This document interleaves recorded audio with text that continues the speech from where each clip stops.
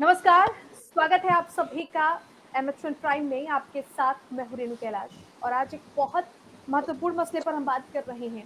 बात एक बार फिर से हम कोरोना की कर रहे हैं और पंजाब में स्कूलों में कोरोना के मामले बढ़ते जा रहे हैं। आंकड़े हैरान करने वाले हैं। 20 से ज्यादा बच्चे संक्रमित हो चुके हैं और ऐसे में अब कई सवाल खड़े हो रहे हैं पंजाब सरकार की रणनीति को लेकर, बच्चों की सुरक्षा को लेकर। इन सभी विषयों पर हम चर्चा करेंगे। हमारे साथ कुछ खास मेहमान जुड़ चुके हैं, उन सभी से आपका परिचय फटाफट मैं कराना चाहूंगी। हमारे साथ बीजेपी से जुड़े हुए हैं दीवान अमित अरोड़ा, बहुत स्वागत है अमित जी आपका। हमारे साथ धन्यवाद। प्रीतपाल मालेवाल हैं कांग्रेस से, बहुत स्वागत है प्रीतपाल जी आपका। और हमारे साथ जुड़े हुए हैं डॉक्टर अश्विनी गुप्ता। डॉक्टर साहब बहुत स्वागत है आपका। सबसे पहले अमित अरोड़ा जी आपके पास आना चाहूंगी। जिस तरह से सवाल खड़े हो रहे हैं, स्कूल खोल दिए गए हैं, रणनीति पर काम नहीं हुआ है, शायद यही वजह है कि संक्रमण के मामले बढ़ रहे हैं। इसको पंजाब सरकार कैसे हैंडल कर रही है, कैसे देख रहे हैं आप? ऐसा रेनू जी, सबसे पहले जो मूल गाइडलाइंस हैं जी। कोरोना के लिए, हम्म। वो यही है कि 2 गज की दूरी हम्म। और प्रॉपर सैनिटेशन और हम्म। साथ में मास्क पहन के रखना। ये जो कोविड गाइडलाइंस है, ये पंजाब सरकार अपने ऐप के माध्यम से, अखबारों के माध्यम से विज्ञापन देकर ये बखूबी कर रही है, लेकिन प्रैक्टिकली इसकी स्क्रीनिंग कहीं पे भी नहीं है, इसकी सुपरविजन कहीं पे भी नहीं है। हम्म। जिला अधिकारियों को, जिला शिक्षा अधिकारियों को ये चाहिए था कि ये सुनिश्चित करते कि स्कूल जो भी लगे हैं उन स्कूलों में प्रॉपर सोशल डिस्टेंसिंग के हिसाब से क्लासरूम में बेंचेस वगैरह लगाई जाती, प्रॉपर बच्चे जो हैं वो मास्क पहन के आते, और प्रॉपर स्कूलों में हर क्लासरूम के बाहर सैनिटाइजर की व्यवस्था होती। तो मुझे अफसोस के साथ कहना पड़ रहा है कि इस और किसी भी अधिकारी ने ध्यान नहीं दिया, किसी भी नोडल अफसर, क्योंकि हर जिले में नोडल अफसर हैं कोरोना को लेके, किसी भी नोडल अफसर ने इस कोविड गाइडलाइंस की पालना करने में गंभीरता नहीं दिखाई, किसी शिक्षा अधिकारी ने गंभीरता नहीं दिखाई, और ना ही किसी स्कूल के प्रिंसिपल ने ये गनीमत समझी कि भाई ये स्कूलों में कोविड गाइडलाइंस की पालना हो। हम्म। प्रीतपाल जी क्या कहना चाहेंगे आप, जिस तरह से अमित अरोड़ा जी कह रहे हैं कि गाइडलाइंस का उल्लंघन स्कूलों में हुआ है? देखिए मैडम, पहले तो आज इंटरनेशनल यूथ डे है और उस दिन हम डिबेट इस इशू पे कर रहे हैं क्योंकि कोरोना के मामले स्कूलों में कुछ पाए गए हैं। हम्म। जैसे कि बात पहले भी हो रही है कि सितंबर के अंदर तीसरी लहर की बात हो रही है। जी। इसीलिए कल मुख्यमंत्री साहब, कल जो हमारे स्वास्थ्य मंत्री है, इवन उनसे मिले हैं, प्रधानमंत्री जी से भी मिले हैं इन चीज़ के ऊपर डिस्कस आउट करने के लिए कि कुछ गाइडलाइंस बनाई जाए। जैसे हमारे पास वैक्सीनेशन की कमी थी, वैक्सीनेशन इंक्रीज करवाई है हमने, जो हमें आश्वासन दिया है केंद्रीय सेहत मंत्री ने कि 25% कोटा बढ़ा दिया जाएगा। जैसे बाकी सूबों को ज़्यादा जा रही थी, पंजाब को कम आ रही थी, तो हम कोशिश कर रहे हैं कि जो बच्चे स्कूल आए उन्हें वैक्सीनेट कर दिया जाए। और हम्म। उनकी टेस्टिंग के लिए भी हमने ज़्यादा से ज़्यादा इक्विपमेंट्स जारी कर दिया। एसओपीस जो भी अपनी क्या कहते हैं केंद्र सरकार की गाइडलाइंस है उसके अकॉर्डिंगली हम चल रहे हैं। दीवान जी हम्म। सही कह रहे हैं, ये जो कोविड प्रोटोकॉल्स हैं, ये मैं और आप कह सकते हैं, जागरूक हम्म। कर सकते हैं लोगों को, फॉलो उन्होंने हम्म। अपने आप करनी है। मैं हम्म। किसी को, हम फाइन भी लगा देते हैं, बाकी चीजें भी कर देते हैं, बट इम्प्लीमेंटेशन हम 24 घंटे एक बच्चे के ऊपर अगर हम कहें, माँ बाप भी उतना ध्यान नहीं दे पाएंगे। अगर सरकार के ऊपर हम क्वेश्चन करें कि उन्हें इन चीजों का ध्यान रखना पड़ेगा। ये स्कूल के जो टीचर्स होंगी, प्रिंसिपल होगा, वो अकॉर्डिंगली देखेंगे। बट फिर भी कोरोना के साथ जंग है जिसकी कोई अभी तक दवाई नहीं आई। उसमें जैसे प्रधानमंत्री भी कहते हैं ढिलाई नहीं होनी चाहिए, बाकी चीजें ठीक है। हम्म। कोरोना से लड़ना है, और इस टाइम जो ज्यादा खतरा है तीसरी लहर का, वो बच्चों के ऊपर है। उससे हम्म। बचाव के लिए हम अपनी तरफ से पूरी की पूरी कोशिश करेंगे, पर फिर भी लोगों को ही अपनी सावधानी बरतनी पड़ेगी। 2 गज की दूरी, मास्क लगाना, सैनिटाइज करना, बाकी चीजें करनी, वो पर्सनल बेसिक प्रोटोकॉल में लेके आनी पड़ेगी। इसको हम सिर्फ जागरूक कर सकते हैं, इससे ज्यादा हम कुछ नहीं कर पाएंगे। ना रेणु जी आप कर पाएंगे, ना दवान जी कर पाएंगे, ना नरेंद्र मोदी जी कर पाएंगे। ठीक है। सिर्फ हम लोगों को बता सकते हैं, वो आपके माध्यम से आज भी बेनती कर रहे हैं, जो भी बच्चे स्कूल जा रहे हैं उनके पेरेंट्स उनको मास्क देके भेजे, सैनिटाइज देके भेजे, उन्हें ये सिखा के भेजे 2 गज की दूरी, क्योंकि बच्चों का चंचल मन के होते हैं, बहुत दिनों के बाद स्कूल जा रहे हैं, खेलने भी लग जाएंगे, इकट्ठे बैठ के लंच भी करते हैं, बहुत चीजें हैं जो रूटीन मैटर की जिंदगी में थी, जो कोरोना आने से पहले हम रूटीन में करते थे, उन चीजों को साइडलाइन करना पड़ेगा। यही हम आपके माध्यम से उन बच्चों को जागरूक करते हैं जो सुन रहे होंगे आपकी डिबेट, हम उनसे यही निवेदन कर रहे हैं। जी, अमित अरोड़ा जी, जिस तरीके से प्रीतपाल जी ये कह रहे हैं कि सब कुछ सरकार पर नहीं छोड़ा जा सकता है, लेकिन जो गाइडलाइन हो उसकी पालना कैसे हो ये सुनिश्चित कौन करेगा? देखिए ऐसा है रेणु जी कि बलियावाल जी ने बिल्कुल ठीक कहा कि ये हमें सेल्फ अलर्ट रहना पड़ेगा, पेरेंट्स को ध्यान देना पड़ेगा। एक मैं दुरुस्त करना चाहता हूं कि बलियावाल जी अभी तक 18 साल के नीचे बच्चों के लिए अभी तक वैक्सीन आई नहीं है, तो वो जब आएगी तो और भी हमें उससे पहले अलर्ट रहना पड़ेगा, 2 गज की दूरी सुनिश्चित करनी पड़ेगी। वैक्सीनेशन तो हो नहीं सकती बच्चों को, तो ये चीजें जो है मतलब के उनके जो बच्चों के परिवार हैं उनको सेफ कैसे किया जाए, उन लोगों को वैक्सीनेशन होना बहुत जरूरी है। जो केंद्र सरकार ने 25% एक्स्ट्रा कोटा बढ़ाया है, तो कम से कम प्रत्येक परिवार के प्रत्येक बालिग सदस्य को ये वैक्सीन लग जाए, ये ही अपने आप में बहुत बड़ी बात है। और बड़ा बड़ा अच्छा है कि एनजीओ को इन्वॉल्व करके सरकार ने वैक्सीनेशन का काम जो है वो तेजी से आगे बढ़ाया है, और लगभग पंजाब में 1.5 करोड़ लोगों को वैक्सीनेशन हो चुकी है। लेकिन बाकी के लोगों को भी वैक्सीनेशन हो, जो बालिग हैं, वो उसको सुनिश्चित किया जाना बहुत जरूरी है। चलिए, डॉक्टर अश्विनी कुमार गुप्ता, बहुत अहम सवाल है, बच्चों से जुड़ा हुआ है। पंजाब के स्कूल खुले, कोरोना के मामले अचानक से पाए गए, बच्चे संक्रमित हो गए, 8 से बढ़कर ये आंकड़ा अब 20 तक हो चुका है। इसीलिए अब ये सवाल उठ रहा है, और जैसे कि लोगों की आशंका है पहले से ही, अब संभावित तीसरी लहर को लेकर के बच्चे सबसे ज्यादा प्रभावित होंगे। यकीनन जब इस तरह के आंकड़े होते हैं तो वो डराने वाले होंगे। क्या आपको लगता है कि कुछ और सावधानियां स्कूलों में बरती जानी जरूरी है? देखिए, सबसे पहले ये इम्पोर्टेंट था कि ये टाइम नहीं था बच्चों को अभी स्कूल भेजने का। ठीक। ये बहुत इम्पोर्टेंट है। जब आपने इतना टाइम वेट किया तो थोड़ा और वेट करना चाहिए था कि कम से कम 50% पॉपुलेशन जब तक वैक्सीनेट नहीं हो जाती, ये बहुत इम्पोर्टेंट है। और रही बात बच्चों की, बच्चों पे एज सच कोविड नहीं है, उनके पास आता है, क्योंकि एक तरह से हम ये कह सकते हैं स्प्रेड होता है, क्योंकि हम बड़े लोग कोविड प्रोटोकॉल फॉलो नहीं करते तो उनके थ्रू बच्चों में आता है। पहले ये समझने की जरूरत है। ये फॉलो करना कारण क्या है कि गवर्नमेंट को स्ट्रिक्ट होना बहुत जरूरी है। एक कहावत है, spare the rod and spoil the child. जब ये एक तरह से ऐसी महामारी है जो ये नहीं देखती कि किसका रिश्तेदार है, कोई बड़ा है या छोटा है, तो वहां पे गवर्नमेंट हो चाहे ऑर्गेनाइजेशंस हो, उन्हें स्ट्रिक्ट होना बहुत जरूरी है। जब तक क्योंकि हमने बहुत कोशिश करके देख ली कि कितना भी हम लोगों को अवेयर करें, एक साइकोलॉजिकल लोगों में आ जाता है कि हम इतने दिन घर में बंद रहे, अब हम चले जाए, कोरोना का कुछ नहीं होगा। बहुत सारे लोग मास्क नहीं पहन रहे, हाथ नहीं धो रहे, सोशल डिस्टेंसिंग तो एक तरह से खत्म ही हो गई है। तो इसके लिए बहुत ज्यादा इम्पोर्टेंट है कि हमें पॉलिसिंग करनी पड़ेगी, चाहे वो एनजीओ का सहारा लेके करे, चाहे गवर्नमेंट करे, नोडल ऑफिसर्स इसमें लगने चाहिए। एक चीज जो मैंने अपने पिछले इंटरव्यू में भी कही थी कि हमें हर एक स्टेट, जैसे मान लो पंजाब ही है, अब यहाँ पे बहुत सारे केसेस बढ़ रहे हैं महाराष्ट्र की तरह।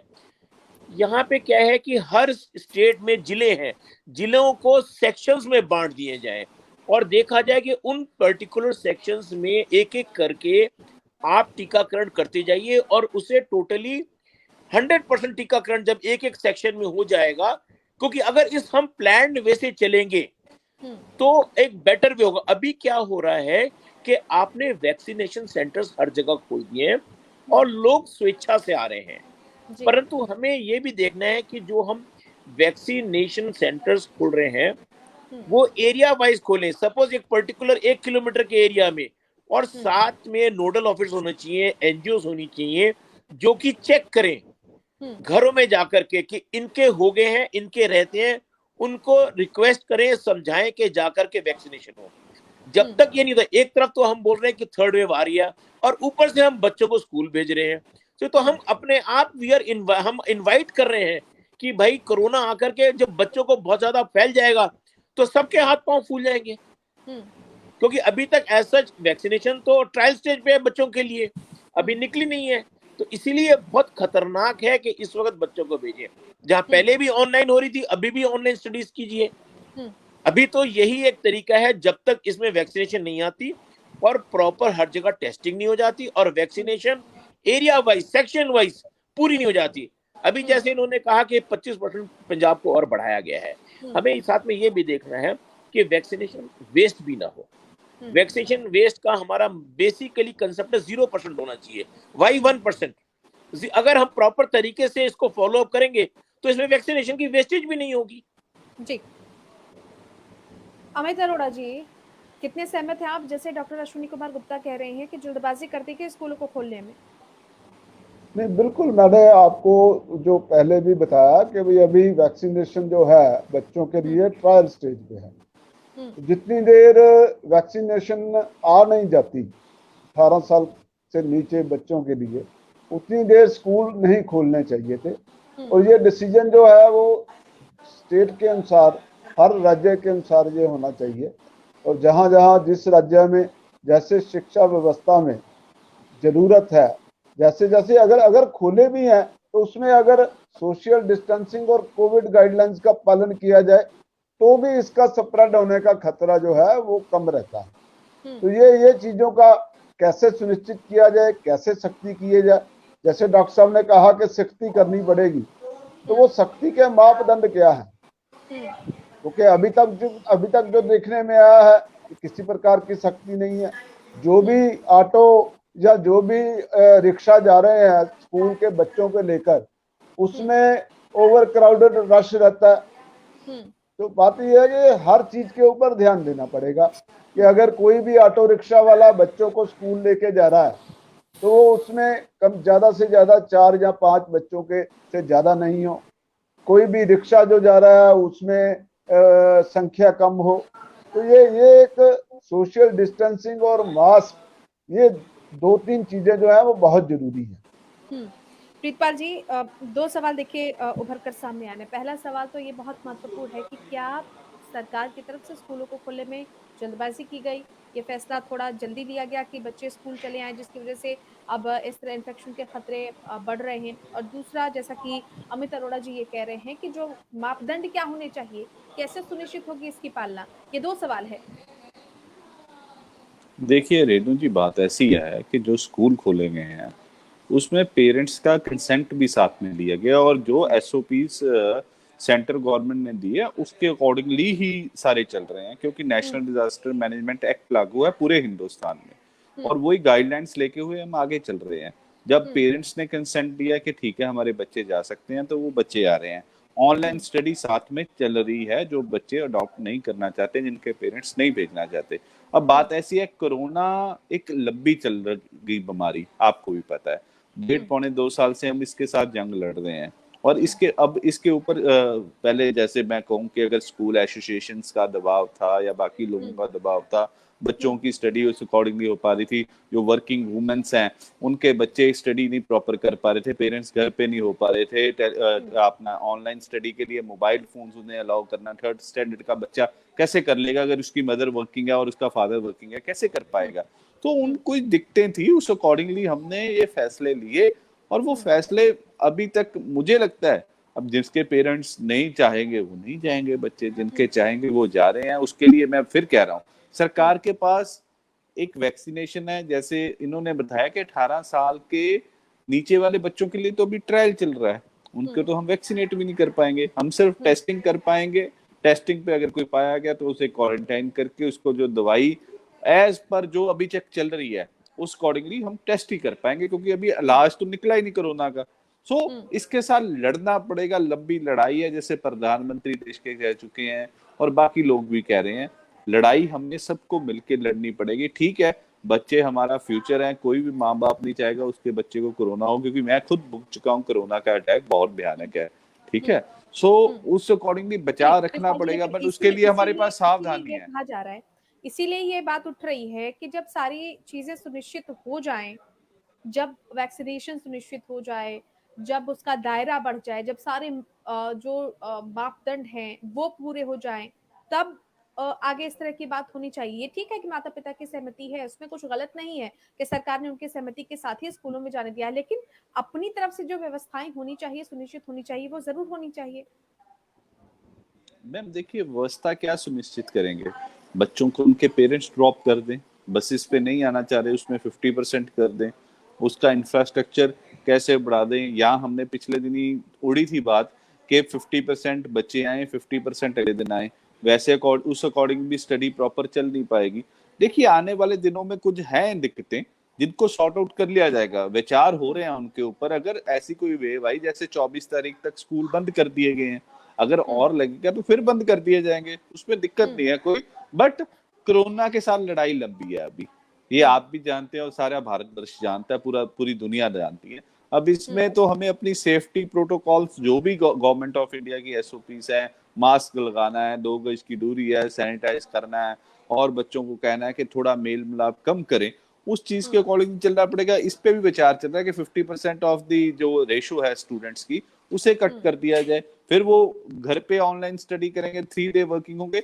सो कुछ दिक्कतें हैं जो आने वाले समय के साथ ही दुरुस्त हो पाएंगी। अगर आप आज कहें कि इस अकॉर्डिंगली चला जाए, वो पॉसिबल नहीं है। ट्रायल्स ही हैं और हम लोग सभी ट्रायल कर रहे हैं, और ट्रायल के साथ मुझे लगता है कि अच्छा कुछ इसके रिजल्ट आएंगे। हम भी चाहेंगे हमारे बच्चे जो भी हैं, बच्चे सबके सबके प्यारे होते हैं, उनको ये भयानक बीमारी से दूर रखा जा पाए, उसके लिए हम भी वचनबद्ध हैं। हम अपनी तरफ से पूरी कोशिश करेंगे। और दीवान जी बैठे हैं, सेंट्रल गवर्नमेंट में है, ये इनकी पार्टी की सरकार है केंद्र में, वो भी जो गाइडलाइंस देंगी। हम तो कह रहे हैं कि जो वैक्सीनेशन बच्चों वाली है उसका भी जल्द से जल्द हो, जब वो इन चीजों के ऊपर क्वेश्चनेबिलिटी ना खड़ी हो पाए। हिमाचल में बच्चे पॉजिटिव पाए गए, हरियाणा में पाए जा रहे हैं, वो कोई स्टेट एक कोई भी नहीं चाहेगा कि उसके स्टेट के बच्चे कोविड के साथ हुए। कोई शिक्षा मंत्री नहीं जाएगा, कोई मुख्यमंत्री नहीं जाएगा। हम तो अपने उनके पेरेंट्स के साथ हैं, और आगे भी कुछ अच्छी गाइडलाइंस लेके आएंगे जिससे बच्चे सुरक्षित रह पाए। अमित जी, आपको मेरी आवाज मिल रही है? हाँ जी, हाँ जी। देखिए, अमित जी, ऐसा है कि मैं एक प्रार्थना करूंगा। मतलब आप दिख नहीं रहे हैं, लेकिन फिर भी हाँ, कुछ लेकिन टेक्निकल इश्यूज हो सकते हैं। मैं एक रेणु जी सुझाव देना चाहूंगा। हाँ, बिल्कुल बिल्कुल। पंजाब सरकार के प्रवक्ता हैं बदियावाल जी। लेकिन एक चीज आप सुनिश्चित करें कि जैसे आपने कोरोना किट वगैरह सभी कोरोना पीड़ितों को भिजवाई, ये जो बच्चे हैं स्कूलों में भी इसकी व्यवस्था की जाए। जो काढ़ा है और आयुर्वेदिक काढ़ा जो पंजाब सरकार ने तैयार करवाया, और ये स्कूलों में सुनिश्चित किया जाए कि इसकी व्यवस्था वहाँ हो, और रोजाना वहाँ बच्चों को ये काढ़ा वगैरह पिलाया जाए, ताकि कम्युनिटी की दृष्टि से भी बच्चों की सेफ्टी हो सके। बस यही मेरा एक सुझाव है। डॉक्टर साहब, जैसा कि आप भी ये सुन रहे हैं कि कुछ बुनियादी समस्याएं हैं, जैसे बच्चों का वैक्सीनेशन अभी ट्रायल चल रहा है, और ऐसे में माता पिता भी सहमत है कि बच्चे स्कूल जाए, वाकई उनकी पढ़ाई प्रभावित हो रही है। डॉक्टर होने के नाते आप चूंकि ग्राउंड लेवल पर भी रहते हैं, आपने देखा है कि समस्याएं क्या कुछ फेस की जा रही हैं। दूरी, या हम कहें कि कोरोना से बचाव अब इस पोजीशन में जब बच्चे स्कूल जा रहे हैं, कैसे किया जा सकता है? क्या कोई और विकल्प है ताकि बच्चे सुरक्षित रहें? कि अभी जैसे इन्होंने कहा था कि बहुत सारे पेरेंट्स आते हैं कि बच्चों को जाएं, काम कर रहे हैं। मेरे पास भी मैं एक साइकोलॉजिस्ट हूँ, मेरे पास भी आते हैं इस चीज के लिए, और कोरोना ग्राउंड लेवल में भी काफी काम किया, परंतु एक चीज नहीं समझ रहे कि जिनका वैक्सीनेशन हो गया है उनकी सिविरिटी कम होगी, पर जिनका वैक्सीनेशन नहीं हुआ है, अगर ये फैलता गया तो कोई उसे रोक नहीं सकेगा। तब पेरेंट्स ही आप लोगों को ब्लेम करेंगे कि जी हमें तो नहीं पता था, आप लोगों ने क्या किया। क्योंकि इस वक्त यही एक तरीका है कि जो बच्चे अभी तक, जब तक इसका वैक्सीनेशन नहीं आता, तब तक आपको बच्चों को स्कूल नहीं भेजना।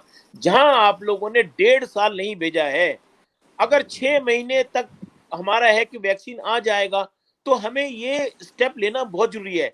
आप चाहे काढ़ा कह लें, चाहे आप कुछ भी कर लें, बच्चों में अगर फैल गया तो जैसे प्लेग की तरह फैलता है वैसे फैलेगा। और आज भी हमारी मेडिकल फैसिलिटीज इतनी नहीं हमने वो करी है, इतना हमारे पास नहीं। अगर एकदम बहुत सारे बच्चे आ भी गए और इसमें बहुत कैजुअलिटीज हो सकती हैं, तो क्या फिर हम अपने आप को ही दोष देंगे कि हमने क्यों नहीं देखा?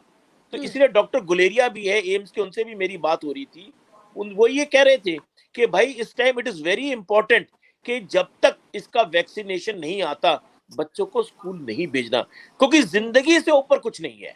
हाँ। आप देखिए, जब अगर जिसपे कोरोना आ जाता, क्योंकि मैं भी भुक्तभोगी हूँ, वर्किंग करते करते मुझे भी कोरोना हो गया था। और ये चीज इतनी है, बच्चों की तो इम्यूनिटी लेवल जो होती है कम है। देखिए अभी तो पंजाब गांव में मैक्सिमम है, आप वर्किंग वुमन ज्यादातर शहरों में है। ये चीज का समझना उनको, माँ बाप को भी बहुत जरूरी है, क्योंकि क्या होता है कि आजकल पेरेंट्स वर्किंग होने की वजह से जो भी कारण हो, फाइनेंशियल हो, पर बच्चों को आगे वो सोचते हैं कि भी कर लेंगे, परंतु अगर बच्चा ही नहीं रहेगा तो पेरेंट्स क्या करेंगे, ये जी, समझाना ये बहुत जरूरी। हाँ, बिल्कुल, ये सिचुएशन ना बड़ी घातक हो सकती है।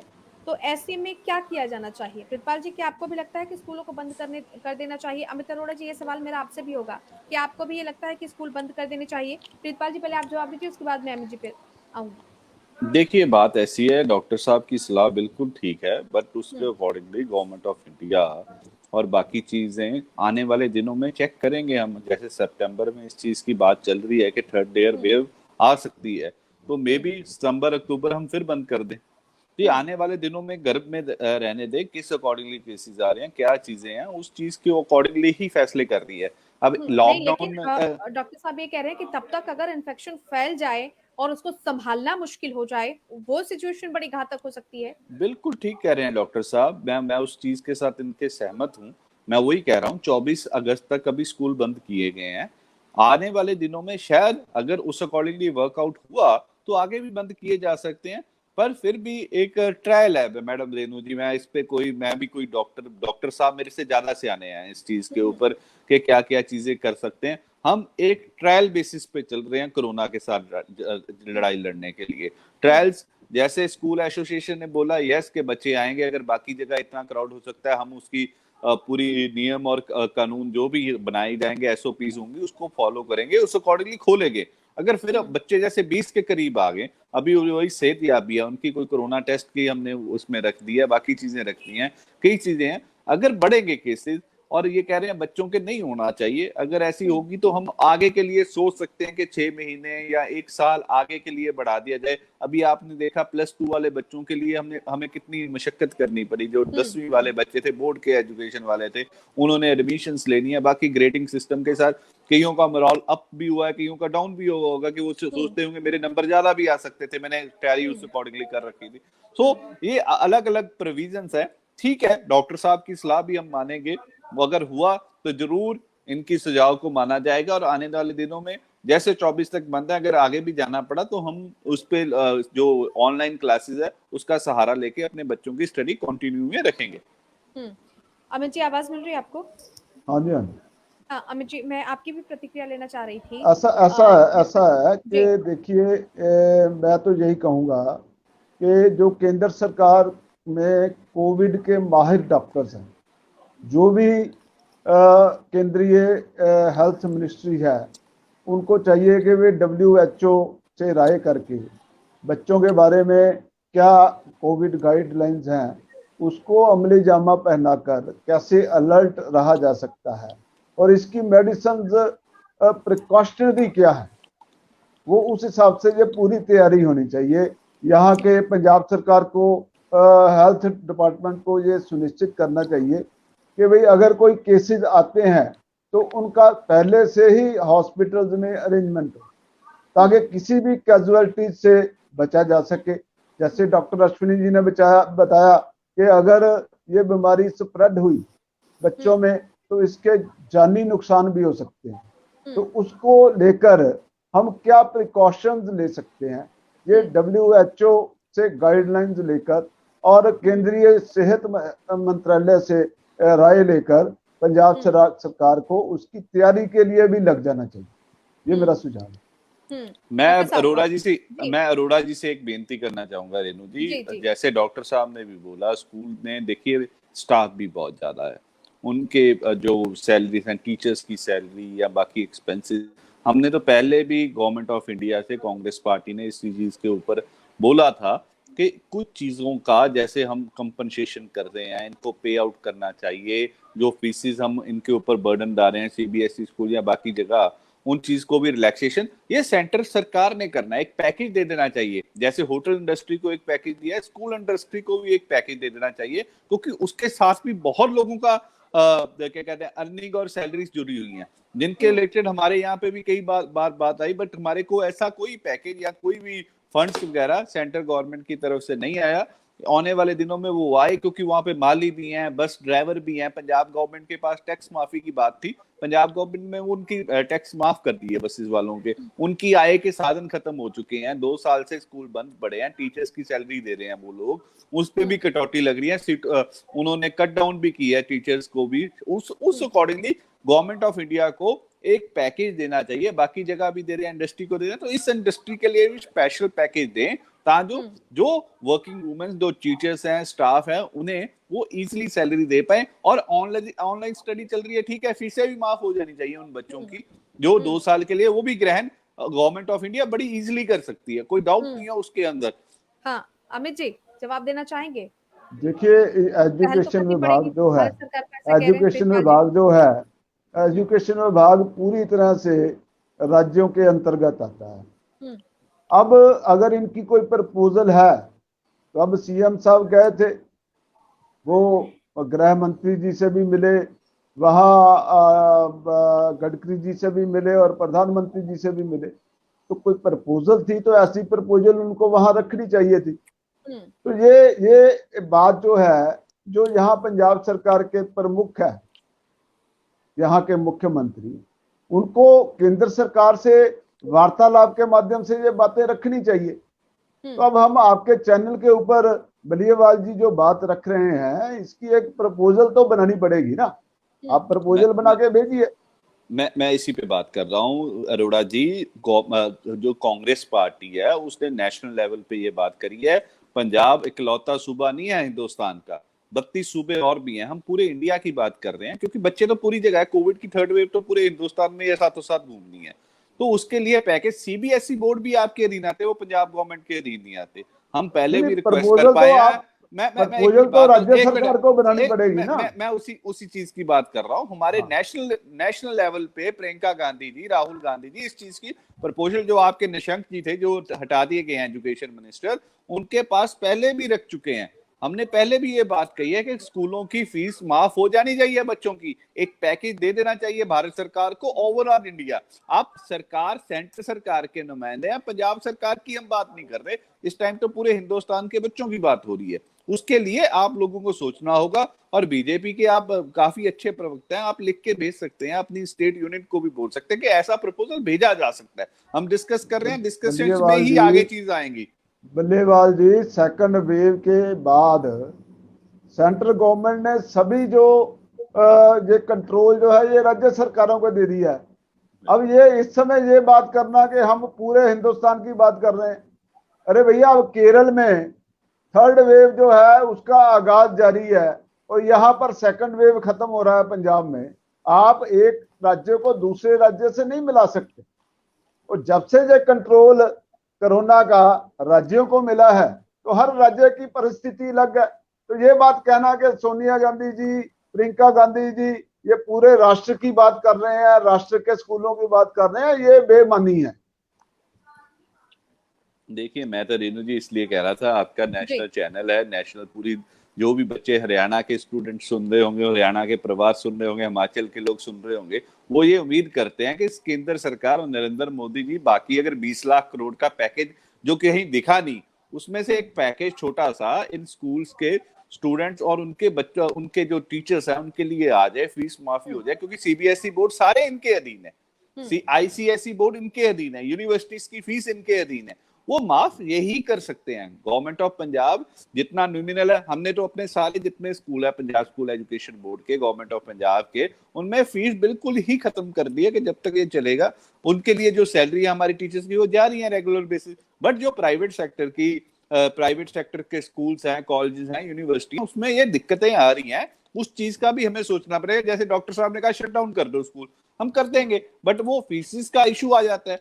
वर्किंग वुमेन्स हैं, उनकी कटौती हो गई। इस चीज के लिए पैकेज तो सेंटर सरकार को देना पड़ेगा, जिसके कारण ये सारा पंजाब सरकार पल्ला झाड़ रही है। जितने भी टीचर्स हैं उनको सैलरी देने के लिए पल्ला झाड़ रही है पंजाब सरकार, हाथ खड़े कर रही है। सर नेशनल में जीएसटी आप लो, बाकी टैक्सेस आप लो, हम आपसे मांग रहे हैं पैकेज, आपसे रिक्वेस्ट कर रहे हैं, आप कह रहे हो पल्ला जा रहे हो। अरे भैया जीएसटी का आधा हिस्सा आपको भी तो मिलता है ना, जीएसटी का आधा हिस्सा आपको भी मिलता है। वो भी कल प्रधानमंत्री जी के पास हमने बात उठाई है, हमारा जीएसटी जो पेंडिंग इतने महीनों से पड़ा है वो भी दे दीजिए। आरडीएफ हमारा पिछले महीने 2400 करोड़ दिया, वो कहाँ गया? सर आसान थोड़ा किया है, पुराना बैलेंस ही दे रहे हो अभी। तो फिर दे रही है ना, केंद्र सरकार ने रोका कहाँ? कहाँ रोका? बात सुनो, हिमाचल का कितना पैसा रुका हुआ, हरियाणा का कितना रुका हुआ, वो मतरई माह वाला नहीं करना चाहिए। देखिए आपको जनता में बांटना चाहिए, आपको जनता में बांटना चाहिए। जैसे बहुत अच्छा, मैं अब इस पे ना कोई ज्यादा रेणु जी बहस नहीं कर पाऊंगा, क्योंकि इशू ही ऐसा है। अगर इस पे बहस पे फंस जाएंगे फिर टीका टिप्पणी एक दूसरे के ऊपर होनी जाएगी। अब अमित अरोड़ा ये इस चीज को मान ही नहीं रहे हैं कि हम पैकेज देंगे। अरे भैया आप हरियाणा की बात कर रहे हो, आप हरियाणा की बात कर रहे हो, आप हिमाचल की बात कर रहे हो, आप ये भी बता दो अपना पल्ला झाड़ के भाग रहे हैं कि ना हम स्टूडेंट्स की सेफ्टी करेंगे, बाकी चीजें करेंगे, वैक्सीनेशन भी हमने लोगों के लिए। आप हरियाणा हिमाचल की बात कर रहे हो, मैं बिल्कुल नहीं कर रहा। आप हरियाणा हिमाचल की बात कर रहे हो, आप ये भी कहो ना कि पंजाब में डीजल और पेट्रोल के ऊपर जो टैक्स है ये हरियाणा और हिमाचल से 10% ज्यादा है। आप ये भी बात बताओ ना। अगर आप टैक्स ज्यादा ले रहे हो, आप लोगों को महंगा तेल दे रहे हो यहाँ पंजाब में, तो वो टैक्स जो है वो रेवेन्यू का आगे बांटना भी चाहिए। बिल्कुल बंट रहा है जी। सैलरी आप तो मोदी जी आके थोड़ा दे रहे हैं, यहाँ पे सैलरी हम ही दे रहे हैं। हमने अपने टीचर्स की सारी सैलरी पे आउट की है, वो मोदी जी ने आके थोड़ा की है। हमने अपने बच्चों के लिए वैक्सीनेशन, आज रेलवे 1.5 साल से बंद है, आज रेलवे 1.5 साल से बंद है, तो रेलवे कर्मचारियों की सैलरी भी तो केंद्र सरकार दे रही है ना। केंद्र के विभाग जो है, जो केंद्रीय विद्यालय हैं, उन सब की लोग सुन रहे हैं, बच्चे इसी देश के हैं। टीचरों की फीस भी तो केंद्र सरकार दे रही है ना। अगर आप उन बच्चों की वेव कर दोगे फीस, सीबीएसई बोर्ड वेव कर देगा। अडानी अंबानी के आपने कर्जे माफ कर दिए, बाकी कॉर्पोरेट्स के कर दिए, 1 साल के लिए फीस ही वेव मांग रहे हैं हम तो। हमने कौन सा अगर रेणु जी अगर मेरी डिमांड गलत है तो बता दीजिए। हमने तो लिखत में दे रखी है इनके पास, ये भाग रहे हैं उसके ऊपर। हमने सरकारी स्कूल और यूनिवर्सिटीज की फीस माफ कर दी है अपने बच्चों की, तो ये उस चीज को करने को तैयार नहीं। सीबीएसई बोर्ड पंजाब में सबसे बड़े अंबानी जो है वो पंजाब में 2 है, एक कैप्टन अमरिंदर सिंह और एक विजय इंदर सिंगला। ये दोनों के फार्म हाउस जो है ये अंबानी और अडानी के फार्म हाउस से ज्यादा बड़े हैं। ठीक है जी, ठीक है जी। आप फीस माफ करवाओगे कि नहीं करवाओगे बच्चों की? ये आप प्रपोजल बना के भेजो। आपका कोई फर्क नहीं है देश की जनता के, पंजाब के अरे भैया आप कोई प्रपोजल बना के भेजोगे। सीबीएसई के बोर्डों के बच्चों की फीस माफ कर दो। रेणु जी आप रिक्वेस्ट कर दीजिए, मेरी रिक्वेस्ट इन्हें राजनीतिक लग रही है, आप रिक्वेस्ट कर दीजिए इन्हें। भैया एजुकेशन मिनिस्ट्री, आपका भी कोई बेटा होगा या भतीजा होगा, भांजी होगी, अरे भैया आपके एजुकेशन मिनिस्टर तो कर दीजिए, आपके एजुकेशन मिनिस्टर सोए हुए हैं। देखिए प्रीतपाल जी और अमित जी, मैं तो यहाँ जनता की प्रवक्ता बन के बैठी हूँ। जनता के हित में जो कुछ भी होगा मैं उसके लिए आपको भी कह सकती हूँ, मैं बीजेपी से भी कह सकती हूँ, मैं कांग्रेस, मैं सबसे कह सकती हूँ। मेरा तो फर्ज है ये कहना, मेरा तो फर्ज है ये कहना। ये अपनी जिम्मेवारी से ये मुक्त होना चाहते हैं। ये पंजाब के लिए मुख्यमंत्री बनाया गया है कैप्टन साहब को, ये अपनी जिम्मेवारी देखिए। पंजाब को ये एजुकेशन, हेल्थ, ये मुख्य रूप से, और एक्साइज में तो 5000 करोड़ रुपए का घोटाला हो गया। ये सब मैटर जो है, ये सब मंत्रालय जो है और लोकल बॉडी, ये सब राज्य सरकार के अंतर्गत आते हैं, और ये सब विभागों में ये फेल 100% ये फेल साबित हुए हैं। अब ये इसका फेलर का जिम्मा जो है ये केंद्र सरकार के ऊपर डालना चाहते हैं। विकास जीरो है। रेणु जी, आप प्लीज अपील कर दीजिए कि बच्चों की फीस माफ कर दें, सीबीएसई बोर्ड के बच्चों की। आपकी बात वो डायरेक्ट सुन रहे हैं, आप भी कर दीजिए। मेरी बात उन्हें कड़वी लग रही है, आपकी क्या बात? अरे अच्छा, क्योंकि आप जनता की आवाज है, जनता की आवाज है। नहीं, पंजाब सरकार के मैं बताता हूँ, पंजाब सरकार के जो एजुकेशन मिनिस्टर है वो सोए हुए हैं। आज तक उन्होंने एक भी प्रपोजल केंद्र को नहीं भेजी। पंजाब सरकार के एजुकेशन मिनिस्टर ने आज तक एक भी प्रपोजल नहीं भेजी केंद्र सरकार को। चलो प्रपोजल भेज देते हैं। अरोड़ा जी आपके पास देंगे, उससे पहले डॉक्टर अश्विनी कुमार गुप्ता कुछ कहना चाह रहे हैं। डॉक्टर साहब, मैं ये कहता था कि मैंने ये नहीं कहा कि स्कूल बंद कर दीजिए। देखिए, मैं ये बोल रहा हूँ स्कूल में बच्चों का आना बंद कीजिए। पढ़ाई अगर बंद, स्कूल अगर बंद होगा तो पढ़ाई बंद हो जाएगी। पढ़ाई बच्चों की चलती रहने दीजिए। और देखिए, हम अगर आप जैसे बोल रहे थे कि हम WHO से बात करें, उससे करें, हमारी ग्राउंड रियलिटी हमारी है। हम देख रहे हैं क्या हो रहा है। हमें किसी से डायरेक्शन लेने की जरूरत नहीं है, क्योंकि हम सब जितने भी हैं, डॉक्टर्स हो या एडमिनिस्ट्रेटर्स हो, सबको एक्चुअली ग्राउंड रियलिटी पता है। कोविड के 3 ही प्रोटोकॉल हैं: मास्क पहनना, सोशल डिस्टेंस और हाथ धोना, सैनिटाइजर। ये 3 बेसिक चीजें हैं। अगर हर व्यक्ति ये करे तो बच्चों तक कोरोना पहुंचेगा ही नहीं। पर अफसोस ये चीज कोई करता नहीं, और ये जरूर आएगा। और हम ये चांस नहीं ले सकते कि बच्चों पे आए उसके बाद करे। अभी जैसे इन्होंने प्रितपाल जी ने बताया कि 24 अगस्त तक बंद कर रखा, तो ये अच्छी चीज है। इसको आगे भी कंटिन्यू कीजिए, इसमें बिल्कुल भी ढील मत दीजिए। क्योंकि अगर आप लोगों ने देखा मई के महीने में क्या हुआ, ऑक्सीजन होते हुए भी डेथ्स हुई हैं। हॉस्पिटल में जब एकदम भीड़ आती है, चाहे कितने भी वेल इक्विप्ड हॉस्पिटल्स हो, डॉक्टर्स हो, मैन पावर शॉर्ट पड़ जाती है। तो उसका बेस्ट तरीका, prevention is the best cure. हमें ये आने ही नहीं देना है, थर्ड वेव आने ही ना दे। देखिए, केरला में थर्ड वेव आ गई है, वहां के फैल चुकी है, परंतु हम यहाँ तो प्रिकॉशन ले सकते हैं कि हम थर्ड वेव की बात तो करें। जब आने ही नहीं देंगे तो थर्ड वेव का नाम ही कैसे होगा। चलिए, तो आप फटाफट बहुत इंपॉर्टेंट है जी कि स्कूल में अभी बच्चों को ना भेजा जाए।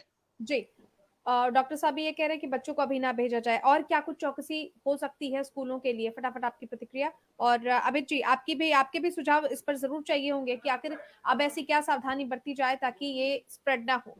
प्रितपाल जी, पहले आप। देखिए, बात ऐसी है रेणु जी, जो सावधानी है वो सबको पता है, और वो पेरेंट्स ही ज्यादा लागू करवा पाएंगे। बच्चों को ने बार बार समझा के, अभी बच्चे जो 5th स्टैंडर्ड से पीछे वाले हैं उनको काफी दिक्कत आ सकती है, क्योंकि वो चंचल मन के। 5th से आगे वाले बच्चे समझदार हैं। जैसे आप नॉर्मली घरों में चले जाइए, वो आपको अंदर जाते सार कहेंगे हैंड वॉश कर लीजिए। वो हैंड वॉश का तरीका बच्चों को माँ बाप नहीं सिखाया ये 1.5 साल में। उन्होंने टीवी पे आ गए हैं, हम विज्ञापन दे रहे हैं, बाकी चीजें कर रहे हैं। वो जागरूक लहरी है, वो जागरूक लहरी एकमात्र हमारे पास हथियार है जिससे ये बच्चे बच पाएंगे। और जैसे डॉक्टर साहब ने कहा, आने वाले दिनों में हम कोशिश करेंगे कि ये जो स्कूल्स अगर हम बंद कर पाए, या और कुछ मापदंड हुए हैं, जो हमारे माहर हैं साथ में बैठते हैं, के तलवार जी हैं पीजीआई के, वो सुझाव देते हैं। Captain Amarinder Singh Covid review committee बनी हुई है, उस अकॉर्डिंगली हम वर्कआउट करेंगे और हम कोशिश करेंगे कि ये चीज ना हो पाए, तो हमारे बच्चों को बचाया जा सके, तीसरी लहर से हम बच पाए। इस चीज की हम पूरी और पूरी कोशिश और तैयारी भी है। हमने टेस्टिंग भी बढ़ा दी है, बाकी चीजें भी कर दी हैं। बच्चों उनके पेरेंट्स को वैक्सीनेट कर दिया जाए, बाकी चीजें व्हाट एवर इट बी, हमारे लिए बच्चे पहले हैं, पहली प्रायोरिटी है। उस चीज को हम आपसे भी अपील कर रहे हैं कि आप भी इन चीजों के ऊपर कुछ, अगर आपके कोई शोज हो पाए बच्चों के रिलेटेड, कोई बच्चे जब टीवी शोज पे देखते हैं उस चीज को हम लगातार इस पूरे मसले पर जनता बिल्कुल कर रहे हो आप, कोशिश करते हैं, और जिनके कंधों पर हम जिम्मेदारी है उनसे सवाल पूछते हैं। हम हमारी जो जिम्मेदारी है वो जरूर हम निभाते हैं। अमित जी, आपकी प्रतिक्रिया जल्दी। ऐसा है रेणु जी कि आज की डेट में पंजाब का सबसे ज्यादा डेथ रेट है। करीब 16,000 लोग जो हैं वो कोरोना की भेंट चढ़ चुके हैं पंजाब में। तो मेरा ये कहना है पंजाब सरकार से, बलियावाल जी के माध्यम से, कि भाई जो बच्चे कोरोना से पीड़ित हुए हैं उनका बढ़िया से बढ़िया इलाज करवाया जाए। उनकी प्रॉपर केयर की जाए और इसका फैलाव होने से ये बिल्कुल सुनिश्चित किया जाए, रोका जाए कि भाई इसका आगे फैलाव नहीं हो पाए बाकी अन्य बच्चों में। तो ये एक प्रिकॉशन जो है वो सबसे ज्यादा जरूरी है और उन बच्चों को सुविधा मिले जो कोविड पीड़ित है, उनको प्रॉपर बेड मिल जाए अस्पताल में और प्रॉपर ऑक्सीजन जो है उसका प्रबंधन जो हो पाए, ये सारी चीजें जो है उसका एक अच्छे तरीके से हैंडल हो जाए। बिल्कुल। ये यही सबसे वजह बड़ी है कि पहले से ही तैयारी, जैसा कि डॉक्टर अश्विनी कुमार गुप्ता भी ये कह रहे थे कि पहले से ही अगर तैयारी की जाए, सावधानी ही बचाव है, ये बहुत अहम हो जाता है। बहुत-बहुत धन्यवाद आपका, प्रीतपाल बालीवाल जी हमारे साथ जुड़ने के लिए, दीवान अमित अरोड़ा जी आपका भी बहुत-बहुत धन्यवाद हमारे साथ जुड़ने के लिए और डॉक्टर अश्विनी गुप्ता आपका भी बहुत-बहुत आभार हमारे साथ जुड़ने के लिए और अपनी तमाम बातों को यहाँ पर रखने के लिए। तो सरकार के साथ-साथ ये आम जनता की भी जिम्मेदारी है कि कोरोना के संक्रमण से बचने के लिए सरकार की तरफ से जो भी गाइडलाइंस दिए गए हैं उनका पालन जरूर किया जाए। साथ ही साथ अगर कहीं कोई लूप होल है तो उसको भी देखने का और उस पर काम करने का काम सरकार प्रशासन मिलकर करे। बहुत शुक्रिया आप सभी का हमारे साथ जुड़ने के लिए। इसी के साथ इस खास पेशकश में फिलहाल इतना ही, लेकिन देश और दुनिया की बड़ी खबरों के लिए आप देखते रहिए एमएचएम प्राइम। नमस्कार।